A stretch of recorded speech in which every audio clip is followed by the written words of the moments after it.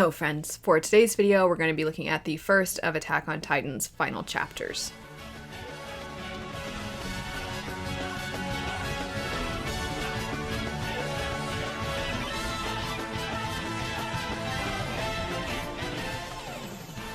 I know I should probably just stick to my notes and go in chronological order of the events as they occurred, but I'm sure for those of you that knew what was coming, you know already why I'm probably going to be a little bit scattered in this discussion, and that is because once again, my favorite was taken. I'm so upset. I already, all of you know, was like kind of furious, I guess. I don't feel like this is the right word. I was upset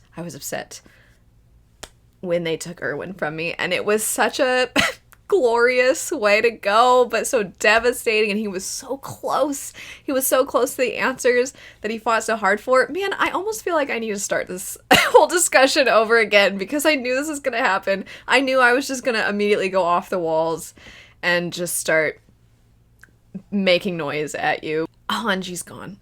So I need to talk about this. I know there's a lot within this whole thing, and I think the reason that I sort of have the Hanji stuff at the front of my mind is because, one, the level of destruction that we get within the opening of these final chapters, it is extremely devastating and grim and bleak. But while I don't think that... I have a lot of thoughts, and we'll get to those things. I almost think, though, that I sort of had a feeling this was going to occur, and we'll get to that. I need to focus in. Gosh darn. Okay. If you don't know, I really feel I should have just started this over. So we're locking it in. If you don't know, I work through in my head a lot of my thoughts and feelings as I watch through various different things, as I read through various different works. And I really try to figure out what is a concise way that I can articulate my feelings, or what is a good way that I can describe the story without revealing too much, or what is something that I think is a good indication to people of what they're going to get with a certain story while simultaneously incorporating some of my thoughts additionally as well. I really work through to a point where it's like, as I'm doing laundry, I'm thinking about it. As I'm laying down to go to sleep, I'm thinking about it. And I really sat and thought through so much of what I wanted to talk about with what I've done consistently throughout these discussions. I really thought through what I wanted to touch on with this batch. But at the end of the day, Hanji's death is still just the thing that is breaking me apart. So let's talk about it. First off, knew that Flock wasn't dead. I knew it. I know I was telling you all last week, but when I was watching it, and I think I said this in last week's video too, I turned to my husband, I'm like, he's not dead. He's somehow gonna still screw everything up because he is the most persistent, obnoxious thorn in our sides. And Sean, my husband, was like, oh, I don't know. He might be dead. And I was like, there's no way that our last frame of him is a quick, like, oh, splash into the water. There's no way. And I would have liked it if it was, but no, we had to have him show up for one last hurrah where he basically is like, no, I want the, like, absolute destruction of the planet to continue, so I'm going to try to thwart your plan. And so he messes things up, and to buy them time, Hanji is like, oh my gosh, I'm going to start crying if I don't want to cry, but Hanji's like, I'm going to buy us time, and she goes out with one typical Hanji curiosity where she's just basking in the, I don't know what exactly would be the best word to describe the walled titans, especially after they've caused so much destruction, but basically she's just getting to be very up close with something that she finds really fascinating. And she also, second, approaches this with just such a level of acceptance and poise and her typical sort of cheeriness to her. I can picture, though, there's multiple images that I'm sure I'll put on the screen, and these images are with me, and they are, as is so much of this stupid show, but the stupid, like, she's crossing past Levi, and they have this, like, final moment, and then she looks so cool. That's the final point. She looked so cool with the thunder spears getting ready. And what I especially like about this well, okay, I don't like anything about this, but what I appreciate about this glorious exit and farewell that we have with Hanji is that throughout the entirety of pretty much the story, since having Hanji introduced, I remember when Hanji was first introduced, and I, at the time, was thinking, okay, so we're going to get a few of the more mature characters, the ones that have been there, done that, they've seen things, and they're going to kind of take our younger characters, who at the time were our main characters, under their wing, and they're going to teach them, and you just get a glimpse of it. I think it's in the Trost arc. You have our new recruits, our scouts, basically, that are fresh out of training, that are being slaughtered left and right, and then you get a glimpse of this more experienced crew, and they're slicing and dicing up the Titans, and Hanji seems like she's having the time of her life at that moment. And I remember thinking, okay, so obviously there's a level of cheer, almost like they're so good at what they do that makes me think that once our young characters are paired with them, that we're going to get a lot more like building up, leveling up, because these people, they have lived through it and they've seen it. So much so that they can actually approach what they're doing with a certain level of, yeah, this is fun, this is what we do. And I think that's mostly exclusive to Hanji. I don't think it was, because Levi doesn't go about it with a smile on his face necessarily, but I think that Hanji, though, I just have that distinct memory of being like, almost like there's this hope, because she's so good at what she does.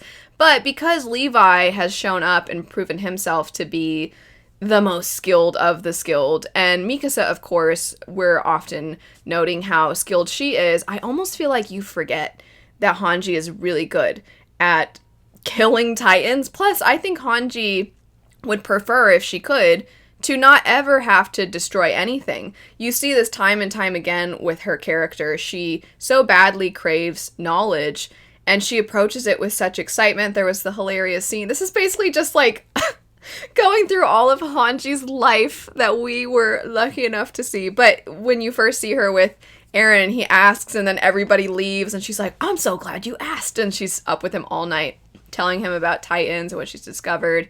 And it's one of those situations where Hanji, if the world was different, if her circumstances were different, I mean, she is pretty single-handedly able to create so many of the advancements within their society, but due to the circumstances of the time that she lives within, she is forced to have to make some of the most difficult decisions. And I actually feel like she has much more of a question of morality when she makes the decisions she makes, and you see that a few times throughout the season, and kind of thinking back to Erwin and the fact that he put this on her shoulders, but you see it when she has to question Pastor Nick. I will never get over that that's his name. She questions Pastor Nick, and that's when you're kind of seeing this person that has such a desire to get answers that she does start tapping into something darker. You see it when she approaches the men who were corrupt, and she is torturing them, and they talk about how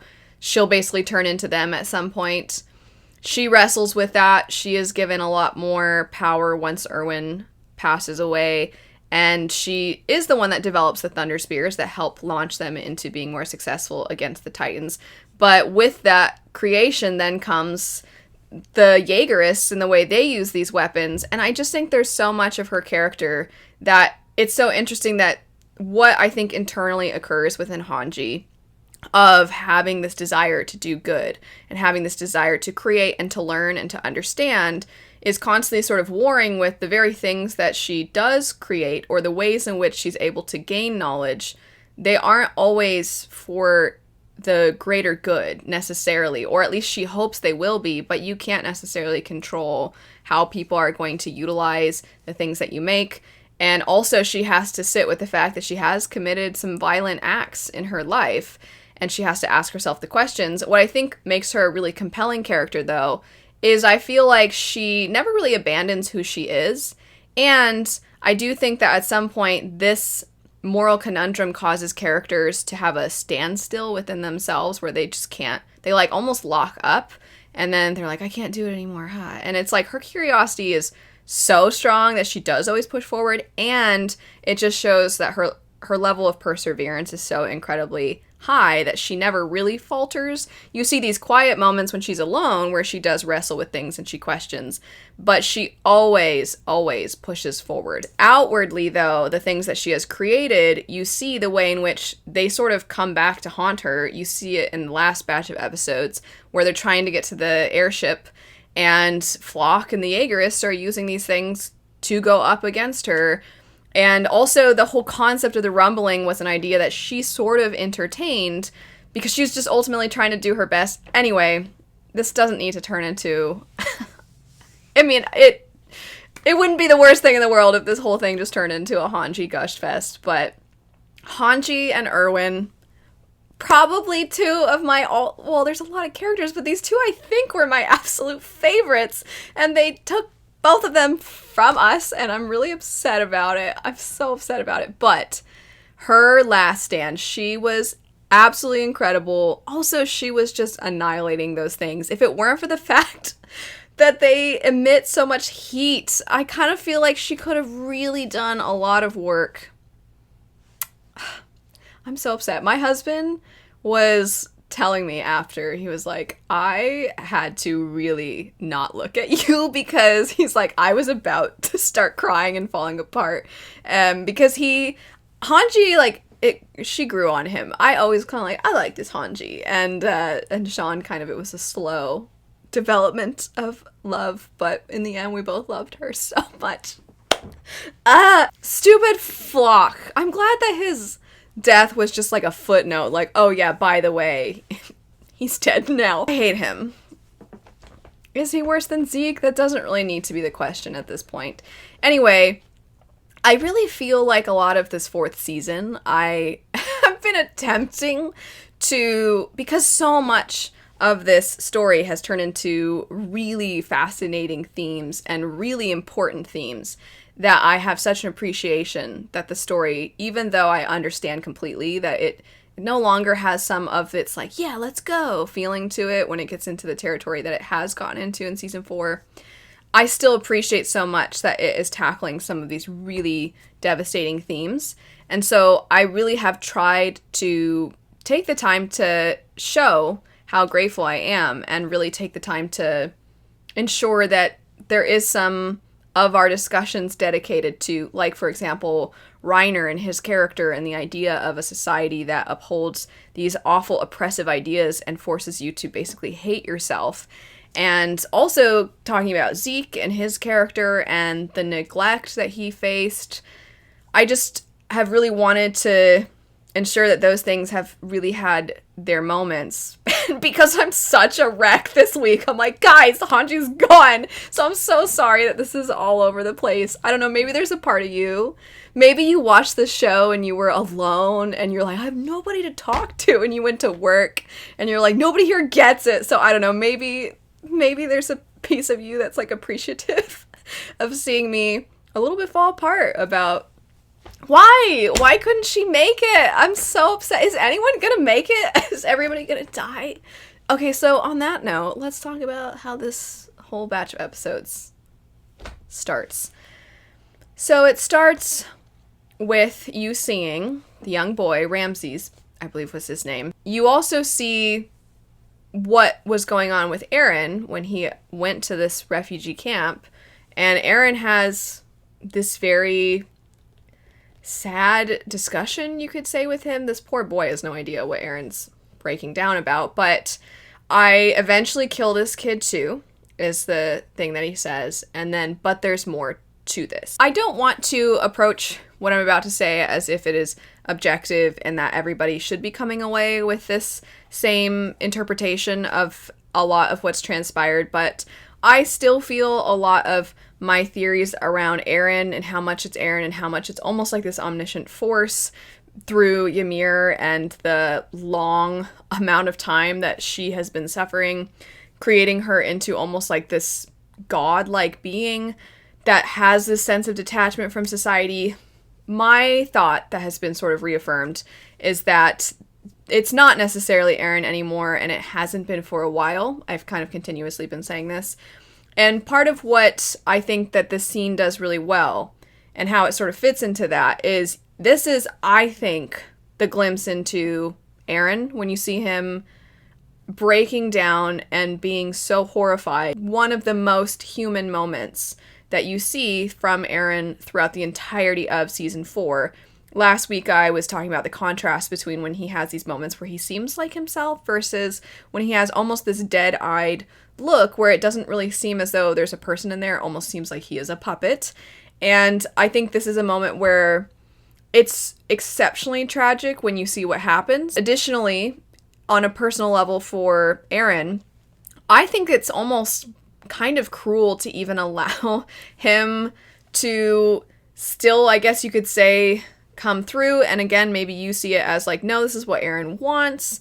This is actually his decision, and he's just kind of having a moment of weakness through the decision he's made or something. Or you might think like it's okay, well, it just shows that there's a little bit of guilt there, but ultimately he's horrible. Who cares how he feels? I think all of those things, it's valid to have any of those thoughts. But I kind of think it's more of a once again, furthering of the fact that it's almost this fate that he can't go against. He doesn't have full control of himself. But when he does have clarity, two things. He has clarity in this moment, which is why he is so torn up about what is going to happen. Additionally, he has this sort of nice moment with his friends. And it feels like this was the last moment that Eren got to be Eren at all. That is sort of my takeaway from this, because timeline-wise, most of the season we've been seeing Eren after the time skip. So at that point, I think Eren is, for the most part, completely gone and lost, and he is primarily just a puppet. But leading up to this point, meaning this moment right here with Ramses, I think this was the last time that Eren got to have mostly control of himself. And that's why you see this being the last true sort of human moment of Eren's, before he walks away and then he goes on this quest to find Zeke and commit to this idea of the rumbling. And I think from there, you just sort of, he's lost at that point. I definitely think that there are plenty of reasons why this can be picked apart and seen in very different ways.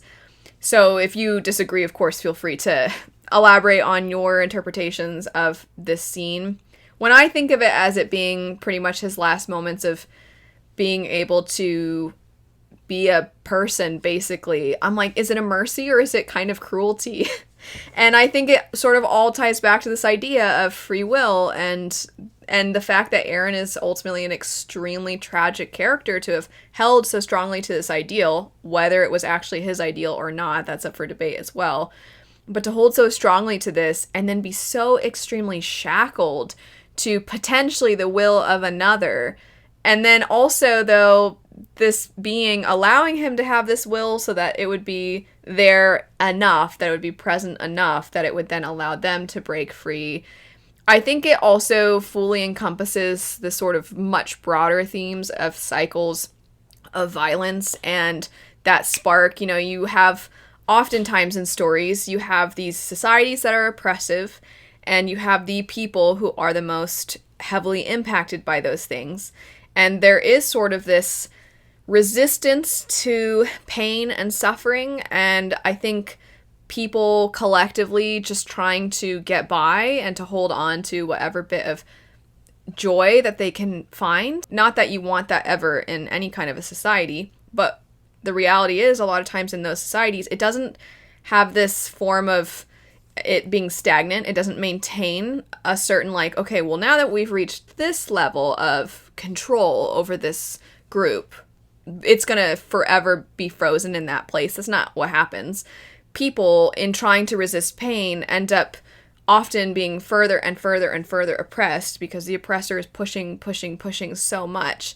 And then there is that spark from someone or a group of people who finally have had enough, and then they push back, and then you see the society kind of trying to grapple with, do they side with them? Do they resist them? Do they go to the people originally who oppressed them in hopes that they can still maintain some of the peace that they had before? And there's all these horrible circumstances that these people have to face, and also it is unfair that they ever had to face it, and it's a question of, can you, and I think the answer is like, you really can't blame the spark for happening, because it was going to happen at some point. I apologize because I feel I'm probably not articulating these very important things in a way that does justice to them, but where I think that Attack on Titan as a whole, what it's been trying to do for so long, is to show that when you have this push and pull of, I just want to have peace for the people around me, I just want peace for myself, I just want to be able to live, I just want to be able to be free, and you also have another kind of conflicting side that's like, I just don't want pain, I don't want suffering, I don't want to fight, and I don't want other people to have to suffer because of my action. Endless push and pull. I imagine for a being like Ymir, who we saw in her backstory, that she experienced complete horrible thing after the next being done to her. I think she was one of those individuals who just so strongly wanted to resist pain at all costs, because that is what was built. That pattern was developed from a very, very young age, to a point where I think she sort of, because you see her sort of protecting the king, and you'd be like, why? You have the power to break out of this. So why would you allow yourself to keep, I think that's a poor way of putting it, by the way, but why would you not resist when you have the power? But I think when you see it in a single individual who can be so powerful, you're like, I don't understand why you wouldn't. But then when you see it on a broader scale of, hey, we have the power, so let's fight back, this is sort of what it can look like. And I think for this being, I mean, I know we don't know that much about Ymir, I think that this tie-in where she then is present when you see the rumbling happening, and there's that moment where she looks at the destruction, it almost kind of ties back to like, I don't know if she has enough connection to the world anymore to really feel, but there's something like a little bit in this moment that might be striking a chord. What that chord is, I don't exactly know, but I do think the contrast between Eren seeing Ramses and knowing what's going to happen and being so just, he is distraught, versus Ymir just sort of dead-eyed there. I think it's the contrast is why, to finally get back around to the point I was trying to make, sort of reaffirms the idea that I think the lines have been blurred for a long time. Also, I just want to further extend the idea of the push and pull of the oppression that people face. I think also it's an interesting reversal of the way in which we viewed Titans. For so long, Titans were just these weird monsters. It was easy to be like, yeah, get them, because we didn't see a person behind it. So when it started, the whole story originally with that's what we were fighting up against, it was easy. But then when you start to add something more complex, but the oppression doesn't end, it's suddenly not easy at all. But then you have this switch where now the Titans themselves are, you could quote unquote say, like, on our side, which I don't think is the best way to word that, but they're being controlled by the characters we've been following for a long time. And it's almost like, okay, well, they were used essentially as weapons, as cannon fodder, the Titans before, after you discover what they're actually, how they actually form. They were used to try and be basically like weapons. Okay, so fine, we'll use them as weapons now against you, except for we have bigger and better weapons. And I think you can extrapolate from this, and I actually wrote in my notes that I think that so much of what you're seeing with this just unbelievable level of death occurring, and so quickly and so much pretty much at once, I think in a lot of ways the Titans themselves are representing weapons of mass destruction. And I hated having to watch that opening scene in this, but at the same time I think that it's powerful, because to just have you not have pretty much anything else, you're just watching people scrambling, frantic, harming themselves so as to not be killed by the Titans, everybody just trying to get away, people hurting each other in their effort to get away, people being trampled. You have so much of this occurring. One, it's a mirror to what you see in the opening in the first episode, but second, it's just forcing you to sort of look at what destruction actually looks like. It's no longer just a oh, look, like we are fighting against this weird thing, and then it's exciting, and like it's so easy to root for the good guys. It's broken down all of those simple things and turned it into something much more complex. All that said, I do want to extend that I absolutely can understand why, or I should say the how we got to this point, and the means that this road was, like, how it was paved. I can absolutely see people being like, you know what, I'm out. This is stupid. I don't like it. I feel like there wasn't enough development, especially depending on how you've interpreted a lot of what's gone down. So I just want to allow for that feeling of like, you know, I hated it. I thought it was dumb. I don't want to try and act as though because I think these themes are extremely important and I appreciate the fact that it was willing to go in a direction where it's showing what it's like to have such an expansive level of violence. Even though I appreciate that, I do find sometimes, even though I'm not talking to you one-on-one, whoever's watching this, I do think sometimes that people, when they really connect with something or they really appreciate certain themes,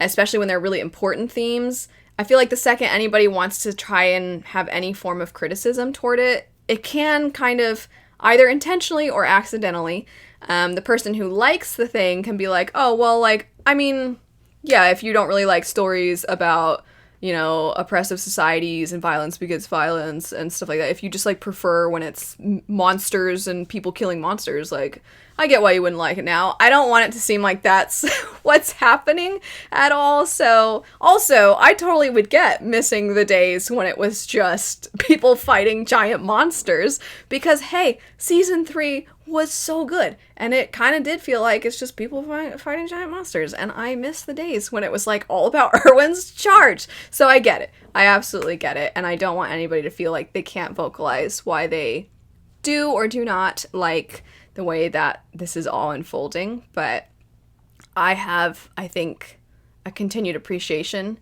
I will also add that I think Aaron has never really been my favorite. So him, like, descending into being the ultimate villain, depending on how you look at it, it's not really emotionally taxing for me. I mean, I think part of what's interesting is Erwin as a character who was, like, starting to get to a point where he was valuing knowledge over people, and I think he was losing sight of, quote-unquote, the right thing to do. He died before he got to a point where that could consume him, but, you know, if I had to watch Erwin become like this, or if Hanji somehow became like this, I think I'd be like, this is dumb. So, you know, I think there's so many different feelings that I'm sure so many people have, and I just want to ensure that all of you feel comfortable enough to express those feelings. Just be mindful also that other people might not share how you feel, so hopefully, I think so many of you are so nice. I think a lot of you will not partake in the immediate, like, anybody who thinks the end is good is stupid, or the opposite of, like, anybody who doesn't like the end is because they just don't like, you know, I don't care for that way of going about expressing thoughts on these sorts of stories, on any story. Anyway, I'm going to go through a lot of the rest of my notes, I think, relatively quickly, because I think the deeper themes were the things I wanted to touch on, or at least my interpretation of them, versus, you know, well, not versus, but alongside Hanji. Those were the two things that I was like, no, the most about.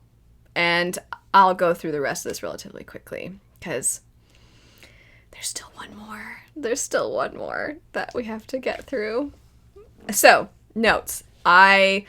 After the whole comment about the destruction being kind of tied to, like, war and weapons of mass destruction, from there, in my notes, I put chat between Armin and Annie. I'm glad that we got this conversation between Armin and Annie. I do think this is kind of a nice full circle to seeing their conversation a long time ago when you had Marco's equipment that was tampered with. At the time, you didn't really know this, but you're seeing a conversation between Armin and Annie at that point. And I actually think I even just referenced this recently in a video not so long ago, but the whole conversation about what it is to be a good person and don't call me a good person, that came up again, and I was appreciative of that. I recognize that we're kind of facing the apocalypse, so we don't really have time to be like, so, you know, I didn't love when you were the female Titan and you killed people, and also, like, you know, we were at the campfire talking about Marco. That wasn't really cool either. I get, like, some of that is, I don't want to say water under the bridge, because that's certainly downplaying, I think, all of those things. But I kind of think that in between time of Armin going, and it's established that he was speaking to Annie, and I know you see a glimpse of it, but years have passed, so we haven't really had the chance to see Armin wrestling with all of these emotions surrounding so much of what's happened. I do think that we have an idea based off of the fact that he snapped at Mikasa in last week's batch of episodes and just how much pressure he's been under. And I think right now he feels, and both of them feel like kind of childlike in the way they're like curled up and they're seeming sheepish around each other. And it is weirdly almost like this gives me hope for the future to see that there are still people that can have these very, you could almost say, innocent feelings through all of this, and that they're able to sort of look past. But also I'm like, I feel like it'd be kind of hard to look past. So my point with all this is just to say I really wish we had gotten just a little more time with Annie, because we did get so much with Reiner and we had so much time to really explore him. We didn't get quite as much. We had some glimpses here with Annie, and I just think I would have liked maybe a little bit more. But we do see her father. This was later in my notes. I put Annie's dad, Reiner's mom. And you see them having this realization of, what have I done? And they just want to have basically their children back. And man, I'm like, okay, you can't give me that and then kill them. You can't kill them. In the next batch, once again, I'm like, maybe the whole world's gonna be destroyed and that'll be that. But I'm like, I kind of feel like we need this moment of the characters being able to have each other and have somewhat more of a restored relationship with their parents. And even though the whole idea of like the world should unite under a common enemy being a thing that I think was planted in Aaron's head and us, the viewer, since the Trost arc, there's also a part of me that's like, I mean, but if it works, then fine, give me something good here at the end. So I feel like I kind of need them to have that. I need them to reunite with their parents and for people to be happy. What I don't need is for them to be reunited with their parents and then to die. That would be so cruel. Anyway, so going through my notes, I'm going to go kind of quick. I wrote, oh, poor Falco, because Falco, speaking of, is anybody a good person? Yeah, Falco. Okay, Falco is the purest of pure. He's so adorable, and I just feel so bad for him. Anyway, I also have a quote from Mikasa that says, I'm not going to kill him, I'm going to bring him back. And after that opening, I'm kind of like, I think you might have to kill him, Mikasa. I don't think there's any bringing him back. Plus, so, okay, I'm not going to launch into a whole other, like, let's peel apart all the layers of this, but I actually feel like, in a way, if you were to bring him back and he didn't actually die, can you imagine the horrific memories that he would have? Because let's say he's not fully in control of himself and you somehow free him of what's happening, and then he lives and like the rumbling ends, and then we have like, oh, let's start fresh in this mostly decimated world. So if he's alive, every day he has to live with the fact that he did that, which I mean, I guess you could come back. I'm not saying like it's not worth it. So just like, he should just die. I'm not saying that, but I'm just like, that would be so tragic. And where I'm going with this is, I think in a way, if we think about that person who would live past that point, I'm like, that is who he's been this whole time. He's been that person who did already see all of this. I also think it makes the conversation between him and Reiner before all of the, insanity unfolds. That conversation when they're back in like the Marley area, where they're talking, and poor little Falco's just right there, and Reiner is shaking, and Eren essentially is like, I understand now.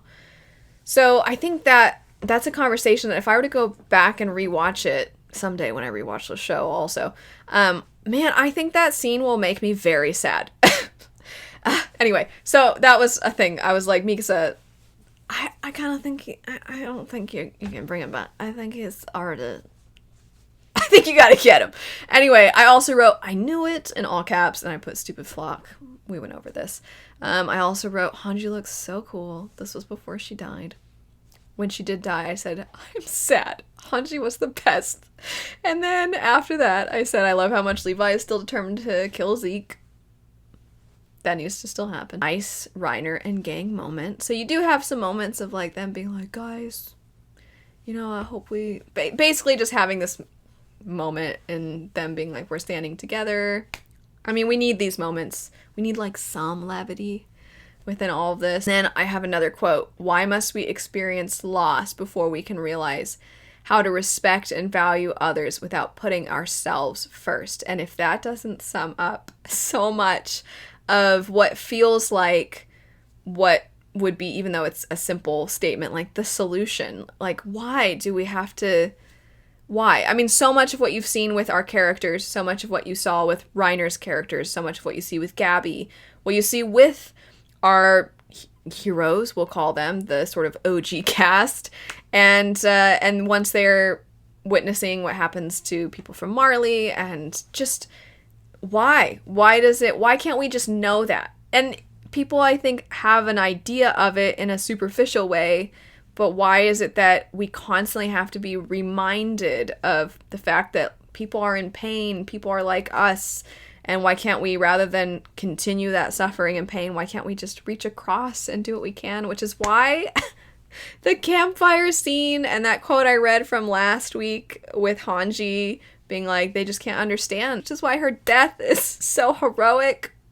We already talked about that, though. I also wrote, dang it, stupid Zeke. And then I went, oh, amazing entrance. And then that's the last thing I wrote. And we have one more episode left. Do I even attempt to make... I mean, I think the prediction... I don't think the whole world's going to fall apart. I don't know. I don't even want to consider, okay? I just gotta see it, and then we can talk, and that'll be that. So... there you go. I would be curious. I don't want to go back and watch myself talk about Erwin after that, but I'm pretty sure when I, watched Erwin die and then was like, guys, Erwin's gone and I'm upset. I'm like, was I more chaotic then or am I more chaotic now? I don't know.